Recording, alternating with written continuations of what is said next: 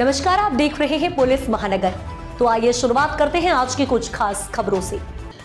पश्चिम बंगाल में एसआईआर के खिलाफ मुख्यमंत्री ममता बनर्जी के प्रदर्शन पर शिवसेना सांसद प्रियंका चतुर्वेदी ने भाजपा और चुनाव आयोग पर गंभीर आरोप लगाए।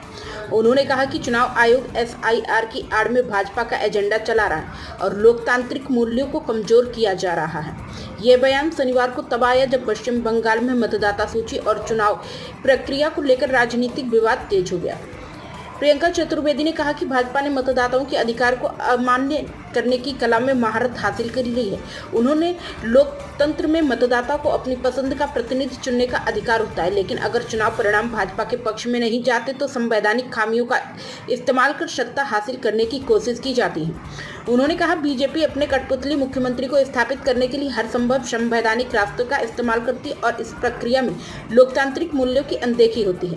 प्रियंका चतुर्वेदी ने कहा कि यह केवल पश्चिम बंगाल तक सीमित नहीं है, बल्कि देश के कई राज्यों में इसी तरह की स्थिति देखी जा चुकी है। उनके अनुसार बिहार और पश्चिम बंगाल में भी राजनीतिक प्रक्रियाओं पर सवाल उठे हैं। उन्होंने यह भी आरोप लगाया कि केंद्रीय एजेंसियों का इस्तेमाल राजनीतिक दबाव बनाने के लिए किया गया है। उनके मुताबिक झारखंड और दिल्ली में सीबीआई, आयकर विभाग और ईडी की कार्यवाही को लेकर भी विपक्ष पहले सवाल उठाता रहा है। प्रियंका चतुर्वेदी ने चुनाव आयोग से सीधे सवाल करते हुए कहा कि अगर बड़ी संख्या में मतदाताओं के नाम सूची से हटाए जा रहे हैं तो यह स्पष्ट किया जाना चाहिए कि अब तक आयोग क्या कर रहा था।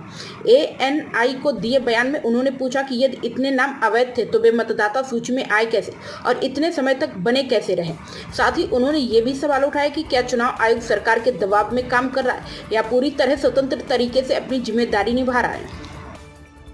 अब तक की खबरों में बस इतना ही। ऐसे ही खबरों के लिए बने रहें हमारे साथ। तब तक के लिए नमस्कार।